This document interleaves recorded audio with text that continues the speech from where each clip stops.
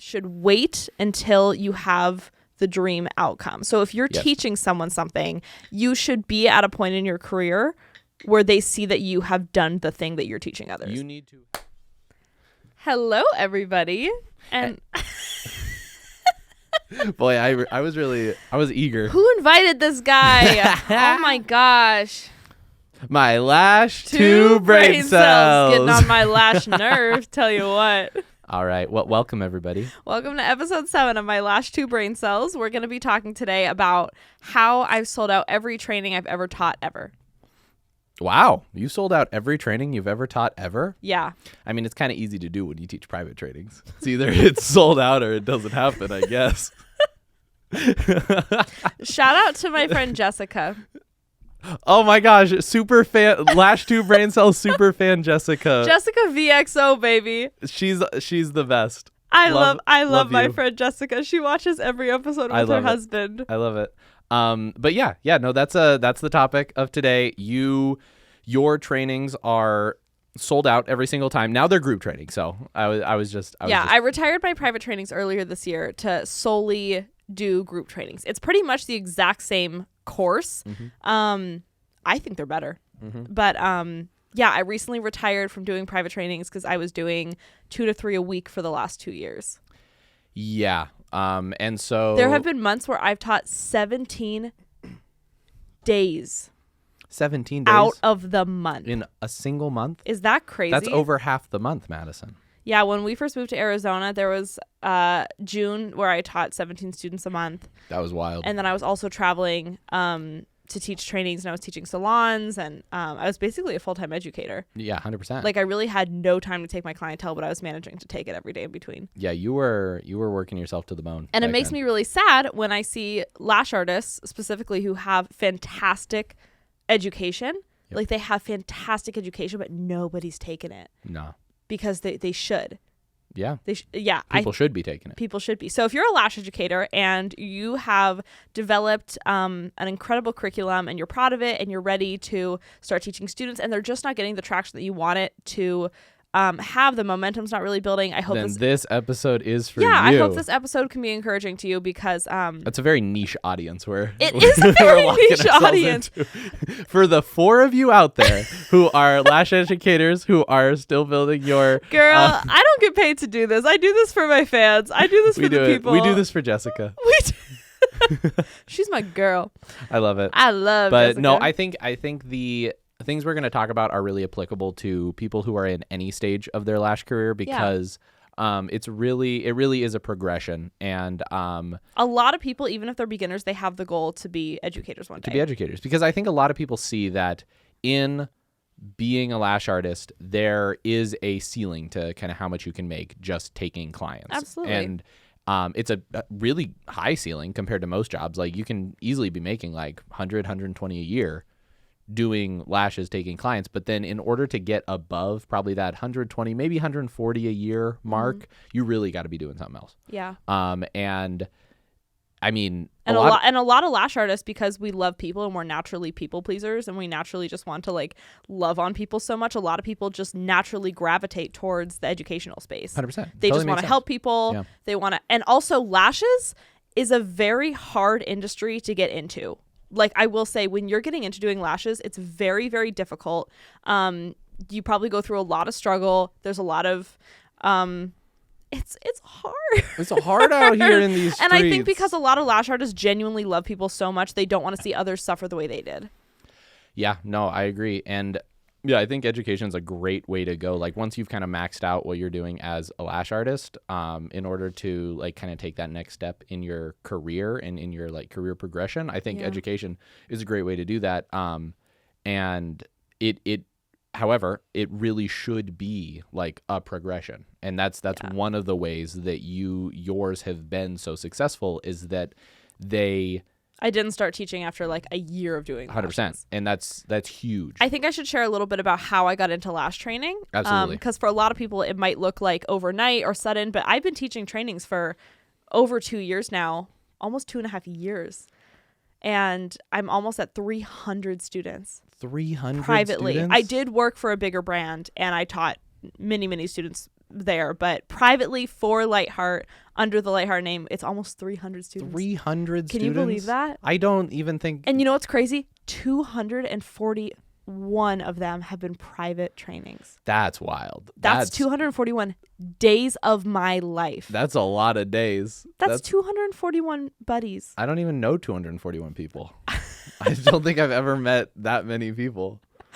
Yeah, man, it was amazing. Like it truly felt like that was when my career totally took off, and I felt like I was finally doing what I was meant to be doing in this industry. I agree.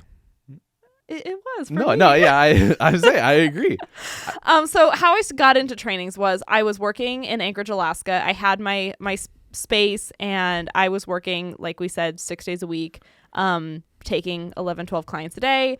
I was very premium priced. My fills were $90 to $135. I was fully booked. I had a wait list. And Elliot and I sat down together one day and we were like, okay, what are we doing with our life? Like, what is the next step? I'm depressed. I work so much. We don't see each other. What are we doing? And this sucks. This sucks, girl. This sucks. I mean, it's great. It was everything you ever wanted. But it was everything I ever wanted. But sometimes you get to everything you've ever wanted and you're like, grass is always greener on the other side. This is not what I want. Yeah. No, it's true. And I wanted, truly, I just wanted a different life. And Elliot and I decided that we were going to move out of state, and we picked Arizona. Scottsdale, Arizona. Yeah, we picked Arizona. It was what a good choice. Yeah, we picked it because we knew that it would be the best state in the U.S. for my business to grow. It was where there was a big population of beauty professionals and lash artists. I could charge, what my work was really worth. Which is how much? Okay, don't flex my prices so much. Elliot flexes my prices so much. No, it builds credibility. It builds credibility. Okay. No one wants to take a training from someone who's charging $70 a fill. That's true. Yeah, my fills are 180 to 210, and I have a wait list a mile long, and I turn down 6 to 10 clients a day. There you go. I should be training. You absolutely. So anyway, and I don't mean that to sound like cocky, but there has been a progression to like where we've gotten in our training career. 100%. And we started out at a place 100%. Where I was ready to start teaching because I had built a business that everyone in my town like wanted, just through hard work and time. And I remember when Ellie and I had made that decision to move out of state and to start a new life, it broke my heart thinking that my clients would have nowhere to go, because there were amazing lash artists in my town. But they were fully booked. They weren't taking on new clients. I was like, it's breaking my heart leaving hundreds of women that I love and care about and I see as my best friends with nowhere to go because they love their lashes so much. I was sad. And I had invested, so much time and money into my own personal education, my own personal trainings. And I knew that it would make me feel better in my heart if I released a training that would equip someone at any stage of their career where they could be exactly where I am. Because technically, like, there wasn't anything special about me. I had just been lashing for a long time and my work was pretty good. Like, I could bring anyone to that point. I think there was something special about you. Thank you, buddy. I like to think so, too. I do. I think you're the best. You're so sweet. But I knew that there were amazing lash artists in my town, and I knew that I could give them something, just package it up, build a training, and equip them to take my clients. So my clients would be happy. And these other lash artists, their lives would be improved. And that was like the main goal. That was the main goal. I never thought that I would do it as a full-time job. No. I never thought that my whole identity in this industry would be wrapped up in being an educator. I thought it would be something I did for a couple lash artists. Maybe I would train 4 or 5 and then I would hit the road. Yep. And that didn't happen. What do you know? What a surprise. How did that happen? The Lord had bigger plans. So I remember my original trainings were called the Wildflower Workshops because my business name was Wildflower Lash. So cute. And I spent how long did I spend writing my curriculum? Oh, 3 months? Well, I'd say. I think I thought about it for a good year. Oh, yeah. Yeah. And then once you really from the day you started writing it to the day you finished writing it, I think it was like a 3-month process. I think it was like a 3 months of writing and truly organizing all the information that I had accumulated for the last. But you were every night you were on the computer writing for 3-4 hours a day for that whole 3 months. You put a ton of time into it. Yeah, it took a lot of time. And then when it was ready to launch, all I was thinking, I was so nervous. I was like, oh, I don't know if anyone's going to take it. I hope they do. And instantly I released one little text post on Instagram and I had a student that night. Let's go. And my classes originally were I think they were $1,000. Like my first one was $1,000. I think it was like 900, right? No, my first one was about 1,000. Oh, yeah. But my kit cost me $800. It's ridiculous. $800. I stuffed this kit full. Hey, you made a clean $200 profit for that day. Girl, it was an Easter basket. This thing was so big. It was so big. This thing was so big and beautiful. But my goal with the training was never to make money. It was to which now we make money from the trainings, but originally it was. Now that is the goal. Yes. Now that is the goal. I run a business, but originally it was truly to. It was to give your clients a good place to go. Give my clients a good place to go, and I think because you started that way, it made the trainings really, really good from the get go. Yeah, because it was never about adding an extra source of income. It was always just about making a difference, and so I had my first student. Her name was Avila. And it was a classic training and it went super well. We had live models and all the things. And then I had another booking immediately after. Like someone saw a picture of us holding that certificate and they booked. Let's go. And that training, I made $1,200. Let's go. My kit was still $800. The next one, and I doubled your profit. I kept raising them and they were all like $1,200 for the time I was in Alaska. And by the time I was leaving Alaska, I trained 15 students. I ended up having to do a group workshop the weekend before we moved out of state. Oh yeah, because there were so many people. And I had to rent out a photo studio in downtown Anchorage because there was so much demand. It was so cute. I had snacks and drinks and tables and desks. And my friend came in to model. It was the first group training. So much fun. That was the OG group training. It was. And I just, if you are an educator currently or you're someone that does trainings, you know how hard it is, how much sacrifice that takes. I mean, how much time and dedication goes into it. And I just remember at the end of that day feeling so exhausted. I just wanted to cry. But I remember you and I did a little happy dance. Yeah, we did. Because it went so well. We were like, everyone was so happy. We were like, let's go. And then when I moved to Arizona, I thought that was kind of the end of it for me. Yep. I was like, cool, I've trained all my girls, my clientele, they've been match made to these people. They have somewhere to go. They have artists to see. I feel comfortable leaving them. And when we got to Arizona, we still had the wildflower workshops on my website and they booked out like crazy. They started just filling up. Yeah. And it was all word of mouth. Like it was in your Instagram. I mean, you were posting a lot on Instagram at that point. I was posting, dates I had available and Yep. Mostly I was posting student work transformations. Yeah. Was the biggest thing. Yeah, that was huge. I think that was probably the biggest thing that drove signups for the trainings was the student work transformations because they were insane. Yeah. Like the results that people were getting. That made me so happy, and that made me want to keep going as an educator because I was like, holy cow. You're actually impacting these people's careers. Yeah, it 100%. Made me so happy, just like the quality of their photos and their work and their attitudes and just seeing someone show up to their business the day after the training and be excited to get to work filled my heart with joy. I absolutely love that feeling. So I hit the ground running when we moved to Arizona. My clientele built, very organically and very naturally. But the trainings really they started to pick spread up like wildfire. Yeah, because I think people, especially once you started doing the mega volume trainings, that was when they really started picking up. People, I think, just saw the results that you were getting people, and it gave people a lot of security that you would actually provide the value they were looking for. It was kind of like an unspoken guarantee. You take 100%. This class, this is what your work looks like. This is what it will look like. And people see that over and over and over again. They're like, okay, well, these other 20 girls, they all had this same transformation. I could have it too.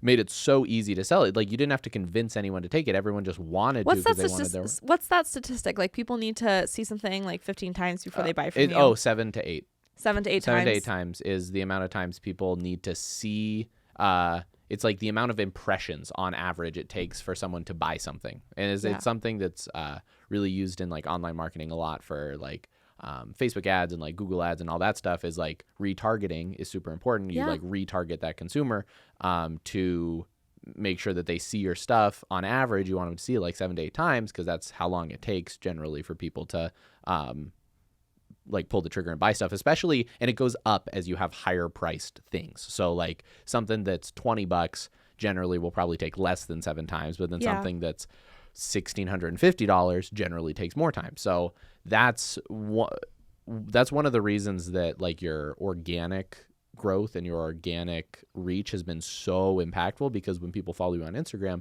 you post so consistently, they see those results you're getting people, and they see your work, and they see what your classes are like so many times. It gives them kind of the confidence that they need in order to feel secure in signing up. Yeah. Whereas if they had just seen like one Facebook ad for your training, no one's going to sign up from that, right? Because it was a consistent. Yeah, people need to kind of develop a lot of, in a very real way, people needed to kind of develop a relationship with you in order to believe that you can get them the results, and also to have that kind of desire to sign up and like spend a whole day with you, and like take a whole weekend out of their lives to fly here and come take the training. Yeah, I was amazed when I moved to Arizona because everyone was flying in.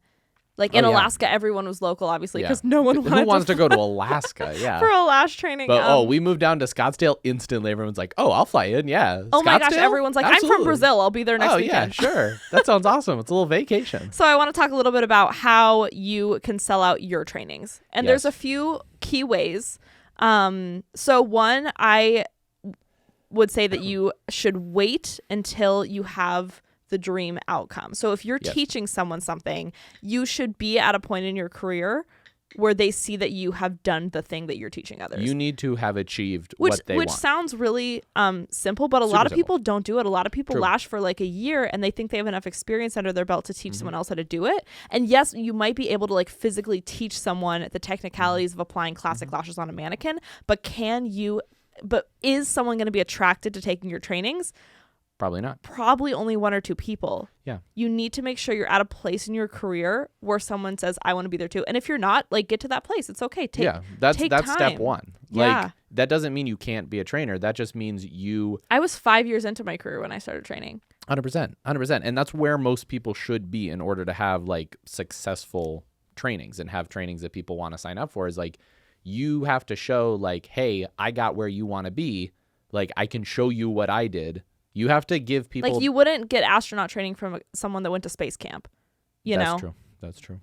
Yeah. So, really take your time and enjoy that process of developing, your business and your skill. And if that's your goal to teach someone one day, like, really solidify all those skills. And the other reason that's really important is because then it will make your training so much better. Like, if you are a person who just took like a mega volume course and then you turn around and go to all the people in your hometown and you're like, hey, I can teach you mega volume now. Yeah. Like, a lot of people do that. A lot of people do that. Take like a volume course and they're like, I'm teaching volume lashing. And everyone's like, didn't you just take this course? But even if you do get people to sign up, and even if people take your course, their outcomes aren't going to be as good, because if you just took the course, what they taught you and how they fixed the problems you specifically were running into, but you have no idea what problems other people could run into, and you don't know anything about the edge cases, like the niche problems. You need to have gone through enough where you could comfortably answer any question and give them results. 100%. You need to become an expert. You need to give people a reason to trust you. And with lashes, 95% of the reason that people are going to have to trust you is from your lived experience. Like, you need to show them, like, I have earned this ability to teach through all this experience that I have collected. And that's why people pay you, because they want to pay you to pass on the thousands of hours that you spent learning all this stuff so that they can struggle learn less. It quicker. Exactly. Yes, absolutely. Exactly. Second thing I would say is to find the demand. Like, is the demand there? Yes. And in my case, it was, and I didn't even know it because I went in with just that personal goal of matchmaking my clients. But what I didn't realize was underneath that, there was this massive demand for people that wanted to learn a more advanced skill, like mega volume, like flower bouquet technique, from a private educator. Because a lot of large brands at the time were teaching group trainings, were teaching mega volume and volume trainings. And at the time, there was a huge gap in the market for private learning with continued mentoring. And so find that gap in the industry where you can fill. And if the demand is there, provide the supply. Absolutely. And it's a lot easier to sell things that are higher touch modalities of teaching. So what that means is, like, it's easier to sell a one-on-one training than to sell a group training. Yes. And it's easier to sell a group training than it is to sell an online training. And it's easier to sell an online video training than it is to sell a online digital manual. So like the more connected someone is to you, the more you can charge for it and the easier it is to sell. Yeah. And so that's why like when Madison was starting out doing mega volume trainings, she was booking out so much because people would prefer, if they had to pick between taking a group class and taking a private training, a lot of people wanted to pick the private training. Just because there weren't a lot of them. Yeah. And people love, to sit down one-on-one with people 100%. and have you correct their micro movements and have you talk about their very unique issues 100%. and have you talk to them about very specific client situations. Yep. Yeah, I think that was why it was huge. 100%. And that's why it wasn't until you were booked out for like 7 months into the future that we even considered switching them to group trainings. Yeah. Because the point of the group trainings really, honestly, I love teaching my group trainings, but it was a supply and demand issue. 100%. The demand was there, but the supply was not, baby. I'm one girl. Like if you had started off teaching group trainings. I'm one girl. No, 100%. If you had started off doing group trainings, they would not have gotten as big as they did. That's the thing is if I was teaching groups of, 7 or 8 like I am now, I would have gotten like 1 or 2 students. 100%. Because people would be like, well, why would I take a group training with Maddie if I could take a group training with someone else and pay or the a same? Big brand. Oh, that's yeah, with really a big brand, reputable. that's like basically the same, except this girl has like no experience.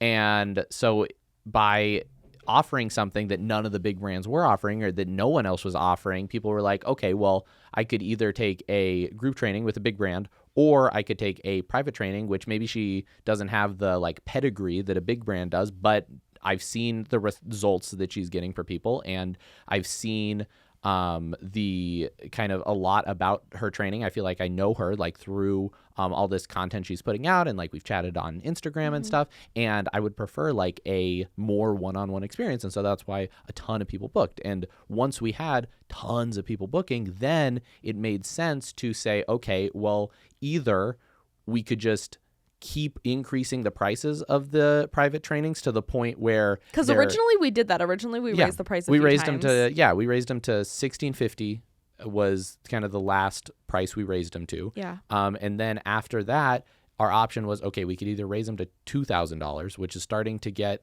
unattainable for a lot of people, or we can increase the supply. And so we chose to increase the supply. I just wasn't comfortable raising them more than that. And it really, that was the big decision, was just, you just didn't want to, which is totally understandable. It's okay to not want to raise your prices. Yeah, that's okay. Like we tell you, like you should be raising your prices if you're fully booked, and you should lose like 20 to 25% of your clients. You know who hasn't raised her prices? Katie, and she's killing it. And she doesn't need to raise her prices because she doesn't want to. She could. Yeah, no, I could have, because we were thinking of raising my price for my private trainings, and I still get inquiries on private trainings, all the time. But I don't want to teach them anymore. I want to teach in group format. 100%. And because now you're able to take more people per month because you're the kind of groove you had settled into. And the thing is, I can pour so much more of myself into them because it's so important for me. And I'm sure I can speak for a lot of private educators when I say this, is you put everything into these trainings. It takes a lot. These private trainings that lash artists are teaching, I know some lash artists that put their everything into it, and it takes a lot out of you. I mean, my whole lash artussie into it. I mean, my voice hurt at the end of the day. I was tired. My feet always hurt. I felt like I had poured every little. I had just spilled my guts to this person and talked to them, for 8 hours, and I had set up the night before and taken down. And a lot of the times, I was travel teaching too, so I was flying and getting in Ubers, and it was exhausting. And I just felt like emotionally, I was pouring so much into someone. And I wanted so badly to see them to succeed. And so the fact that I can now take all that energy and pour it into one day and make that day so amazing for everyone there, and just give them such a great, top tier experience, like that makes me happy. Because towards the end of it, that last like 2 months of me teaching, I was really burnt out, and I was trying so hard to like make these days so special for people, because they've been anticipating them for a year, and they've flown in. And so you can't just be like, girl, I ain't really feeling it. And there was such a pressure of me to like look amazing, like be dressed to the nines, like feel my best, like always think about that. I mean, if you had to feel 100% at your best all year. That's a lot. That's a lot of pressure. It's really hard. Yeah. And so now with the group trainings, that was another really big So now I get to look switch. like this all month, and then I get to show up like a supermodel. Speaking of which, the new Lightheart Do you coffee guys shop like our new merch? Check it out. White on white. Give them a twirl. No, I'm kidding. Yeah. I love it. It's great merch. We matched today. Kind of cute. So cute. Yeah, and now you're able to do 1 day a month, and you're able to teach more people than you were teaching before. Yeah, and yes, it's a lot more prep and more setup and more everything. It's like the Muppet Show. It is. It is. Gotta light the lights. But I do just feel better in my heart knowing that I can, really dedicate that day to the girls who flew in, and I can give them my all. And it's basically the way you've limited it is it's still a very like high touch method of teaching. Yes. Like people still get very like one-on-one attention because you limit it to 6 or 7 people if someone asks really nicely. January has 8. January does have 8 because 2 people asked very, very nicely. I have a hard time saying no, you guys. We do have a hard time saying no. But I did hire exactly. I did hire out another trainer that teaches, at the same caliber that I do. That some of you may know. Miss Katie, the freaking Lash Lady, baby. And she's amazing. And it really makes the training knowing that there is always someone working. I mean, Katie and I literally split the room in half, and she'll work with 3 people for a couple hours. I'll work with 3 people, and it so it's still like basically feels very the same amount of attention. Yeah, exactly. Okay, moving on. I also wanted to touch on if you're trying to sell out your trainings, you need case studies. True. Very, very important. Just people that are your students with the intention of getting results. 100%. And like your really effective version of case studies was those before and after photos. Yeah. Because people were able to I never did like free trainings. I mean, yes, the first few I didn't make any money off of them, but they were still paying me. Yeah. $1,200. I just had an $800 kit. Yeah. But those were kind of my case studies, because those original students really, it was never to make any profit at all. It was just so that I could monitor their results and I could monitor their work before and after the class, and I could just get a good gauge of where they are before and where they are after. Mm-hmm. And with that continued mentoring, how far can their business go in 1 month, in 2 months, in 6 months, in a year? Yeah. And then after a while, I started collecting video reviews. Love. The video reviews were great. Yeah. And then, you just got reviews from people in like real format. Yeah. You can just post those. People are like, wow, I mean, this girl loved it. That was great. I think if you're struggling to get students, reach out to every student you've previously had and ask them for, an honest selfie review video. It could be 30 seconds long. It could be a minute long. Turn it into a reel, post it, run ads for it, whatever you got to do. Mm-hmm. But people really respond well to user-generated content when it comes to stuff like that. People love to see the results of real people just like them, rather than just you telling them, my training's great. I promise. I promise you guys. Why should they believe you? And also video reviews and testimonials are just so much more they're more punchy. They're punchier than just written reviews, because anyone can write a review. Like, did your mom write that review? Yeah, it's like, I don't know if that's real. Like, okay, when you see reviews on a website that it's just like a stock photo of the person and then like a review, it's like, I never believe that the people that's a real review. Yeah, collecting video testimonials is hugely important, and then having case studies. Yeah. A good hack too, if you are putting reviews on your website, like just screenshot like comments or texts, because then it looks a lot more real. Yeah, it's a lot harder for someone to fake that. So just like if you get a good review that someone texted you, just screenshot it, put that on your website instead of like transcribing it, because it looks like a lot more believable. Even if like both of them were true, a lot more people are going to believe the screenshot. Absolutely. What else we got? I think nowadays, one of the biggest ways that we sell out group trainings, if you're watching this and you want to sell out a group training, one of the biggest ways that we realized we were selling them out was just creating FOMO by accident. True. And I think we sell out a lot of group trainings because we sell out the group trainings. Yeah, it's true though. Like the first training we sold out June. It was 6 people in a class. And then I didn't have like any signups for July. And after that training, just having pictures of like people posting tons of pictures of their training experience and like what their kits looked like and what the day looked like and what they were wearing and where they were going and pictures of the room, like just creating that atmosphere of what that day physically looks like for them and how excited they were. Gosh, this is amazing. Just people naturally booked up July. And then also saying, wow, June was sold out. I can't believe it. Like, this was awesome. And then people are like, oh my gosh, they're selling out. Like, I got to do this quick. Like, even 2 days ago. So if you have a training sell out, like, market that like crazy. Oh, 100%. And one easy thing to do too. Like, so 2 days ago, we put out an email to like our email list. Oh, yes, an email list. And basically we just said, hey, this is our availability for all our future classes. Just and be we listed transparent with your availability. No, 100%. And we said, hey, January sold out. February only has one spot left. And then an hour later, February, the last spot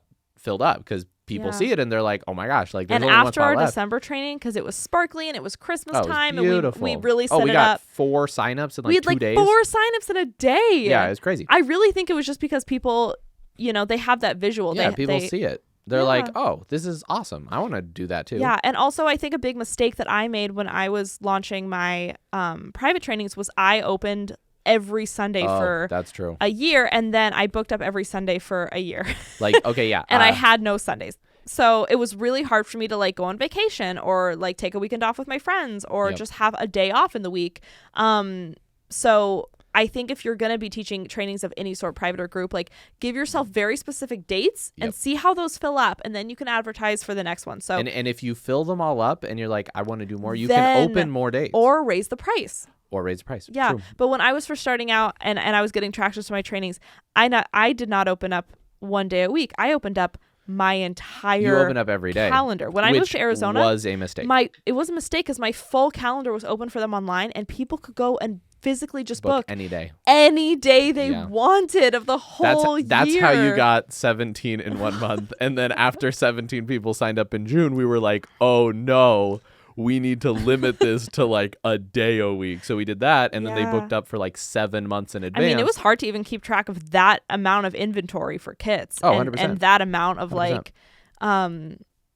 when I was going to schedule my clients and when I was going to, take vacations, like it was just so crazy. So that was a big mistake I made. Whether you're booked for trainings or whether you're not, give yourself specific dates that you are training for people to register. And also from like a marketing standpoint, it is better to have less availability for your trainings, because if it allows you to just be transparent about the amount of availability you have. Like if you say, hey, say you do trainings, you do 2 a month, and it is currently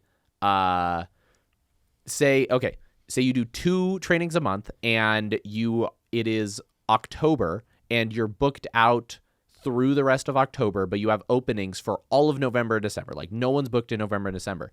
If you go online and you're like, hey guys, I only have 4 training slots available for the rest of the year, that sounds a lot better than saying I have 45 days available. Exactly. Than saying no one has signed up. No one has signed up for November, December. Please someone sign up. If you've only set it up so that you train 2 days a month, like you can say, hey, only 4 slots left for November, December. Maybe that's all the slots you have, but it's still, you're limited in the amount you can do. And so if someone signs up, then you can be like, okay guys, only 3 slots left. Yeah, sorry and guys. It makes it so much easier to sell, because like people will sign up for things and like buy things. Like FOMO is such a strong like buying compulsion for people. It's like, I'll tell you what, I don't really have important. FOMO.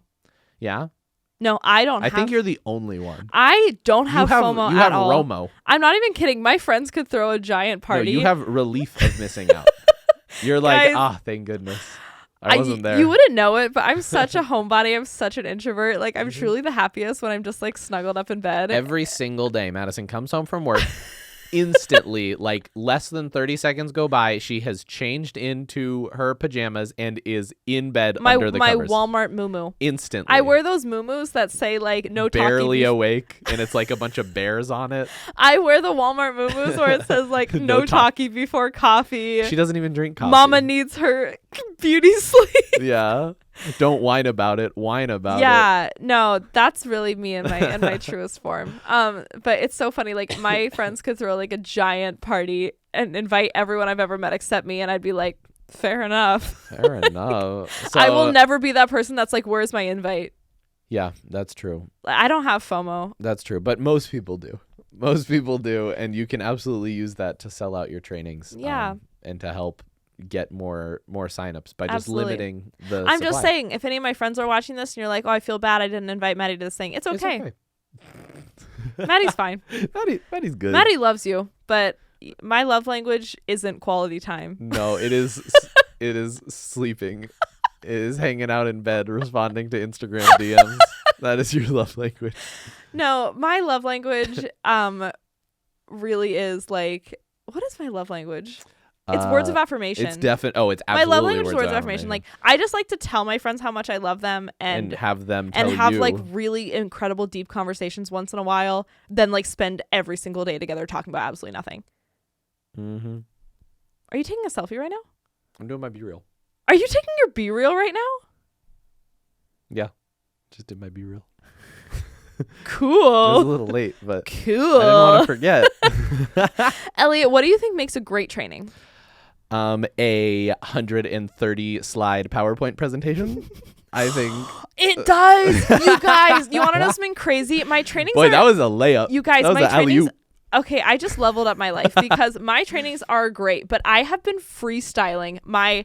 Can you believe that? The last 300 students I've taken, I have been freestyling. I literally recite. She goes into the day completely raw. I recite 7 hours of information. Talks 7 hours straight with no script, nothing in front of me, no laptop, no manual, no cue cards, no nothing. But this last training, I was like, you know what? I just want it to be a little more organized, right? So I ordered this projector, which it came in the mail, and it was 10 times the size that we thought it would be. It was huge. The projector screen. But you guys, it's my lucky charm because that was the best training I've ever taught. Yeah, and I thought I had 7 hours of information before.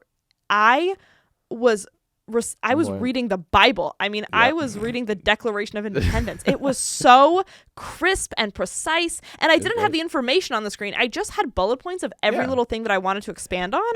And everyone was like, Like everyone was frantically writing notes and they were so engaged and I felt really good about it. So that's my pro tip. If you are teaching trainings and you don't have a projector, girl, get on that. So moral of the story, if you have taken a projector, a Lightheart training in the past, I'm so sign up sorry. again. Sign up again because now I have a projector. Because now we got a PowerPoint. And I feel on top of the world, baby. Katie was like, wow, you're talking a lot. Yeah. No, yeah. And that's one thing too. If you want to keep selling out your trainings, if you want them to be the best ever, keep improving them.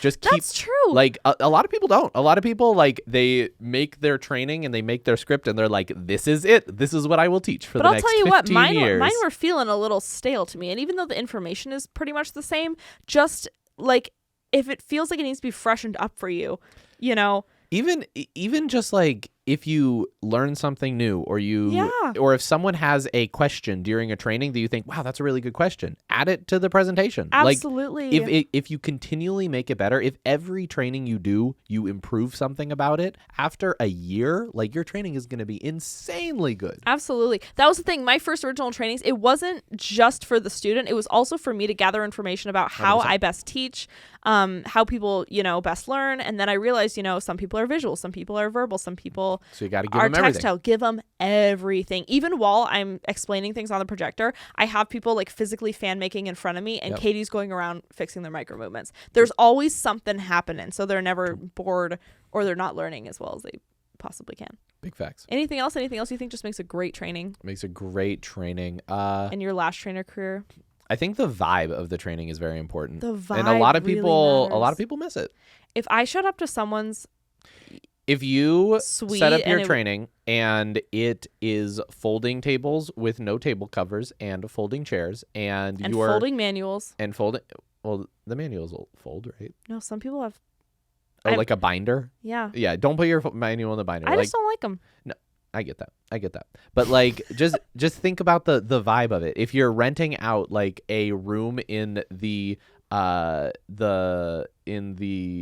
Courtyard Marriott downtown and it's like has green carpet in it and it's like that's okay, just fix the vibe, just do everything you can. Because I've taught trainings in a Courtyard Marriott. That's true, but you decorated.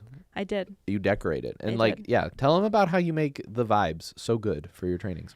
I think we just make sure that they feel special when you walk in. Because if they just walked into the training studio, yes, by itself, it's a pretty room. Like there's a mural and there's the pretty tables and pretty chairs and everything. But it's all the little things that people take pictures of that they notice that they feel special. It's kind of like when someone wakes up on their birthday and their birthday is filled with balloons and their bedroom's filled with balloons and there's presents the house everywhere. Smells like cinnamon rolls. Yeah, like you feel so special. And that's always the vibe that I want to bring into our trainings, whether it's private or group. For my private trainings, I would get everyone like a big bouquet of flowers that morning. You went all out. I would buy them like a piece of jewelry. Coffee. I would buy them their coffee order, snacks, breakfast, bunch of flowers, and a piece of jewelry. It was lash themed jewelry. It was always lash themed jewelry, and it was never the same. I would always go out of my way to buy a little piece of jewelry that reminded me of their brand. Yep. And I would have a little sign that said welcome and their name on it.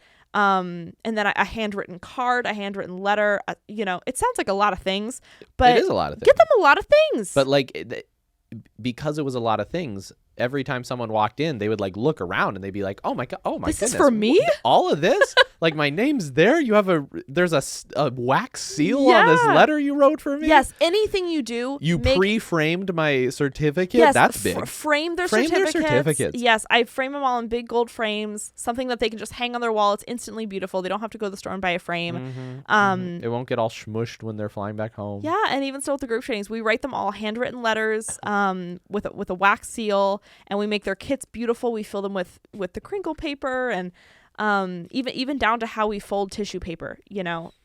We want it to make standardized. Yeah, we just want it to be special and beautiful. We don't want the training to feel corporate by any means. We want it to feel like. No, it feels good. Yeah, like. I wish I could take one.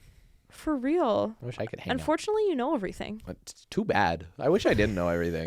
I wish I could learn some at this point. You're a pro. It's rough. Yeah, you should see me make a Mega Volume fan. Yeah, if I'm ever sick, you guys, what if Elliot filled in and I just gave everyone half off a training? And they just for the training. And they just got a really awkward training day. I just am going through the slides and I'm like, okay, so blepharitis. Ew. Let's Moving skip on. that one. Moving on. Contact dermatitis. Why are you skipping that one too? Lashing is gross. Okay, yeah, you guys, you don't need to know about that. Yeah, I think making them very special, curating the vibe to be, really a one-of-a-kind day. And then also, I think what makes a training special is having some sort of a guarantee. I think there should be an implied guarantee. You take this training, you're getting something out of it. Or an explicit guarantee. Yeah. What's that mean? So there's either... Personally, I'll say it right now on air. What? Live. What? On the radio. Madison. There's a guarantee for my training. Madison. If you think my training sucked, I'll give you all your money back.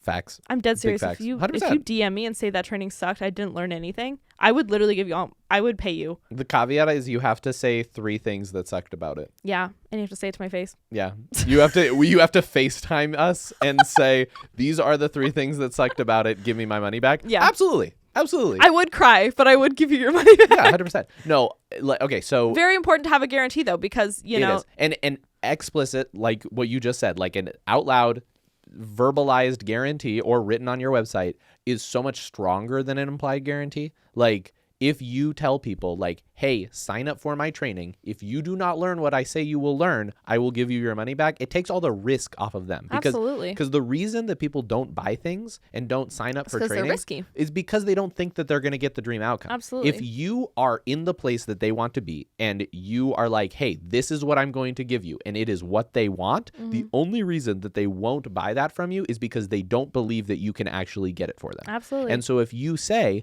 hey, I'm so confident that you will get exactly what you want that if you don't, I will just give you all your money back. And then all you did was take a nice little vacay to Scottsdale for a day, and people would be a lot more inclined to do it. People would be a lot more inclined to do it. 100%. Stand by your guarantee. 100%. Yeah. And if it scares you to offer a guarantee like that, then that is a sign that you should be working more on your training that you are giving people and working more on ensuring the results. Because if you have a really good training, it should be super easy to give a guarantee like that because you know that everyone is going to get those results because you've put so much into your training that guarantees those results. Yeah.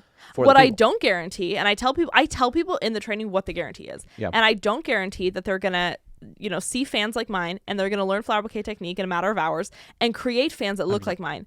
I guarantee that they're going to learn the technique I'm teaching them, and that they're going to go home and with a little bit of practice, with the homework I've given them, they will create sets that look really, really good. Yeah, it has to be a realistic guarantee. Yeah, that's a realistic guarantee. Yeah, you can't say you take this one training and your you were going to do... Your work will look like mine. Your work will look like mine, because and my work didn't look like mine after my first mega volume training. Not even close. I It's impossible. very hard. It's impossible. You sucked. I was bad. You were so bad. Yeah. I was embarrassed. And the guarantee will that, you will have a renewed confidence in your work, and you're going to feel better about what you're doing. 100%. And all of your questions will be answered. 100%. I don't let anyone leave my class with questions. No. Yeah. No. Sometimes she'll have awkward pauses at the end of her training where she's like, this is your chance.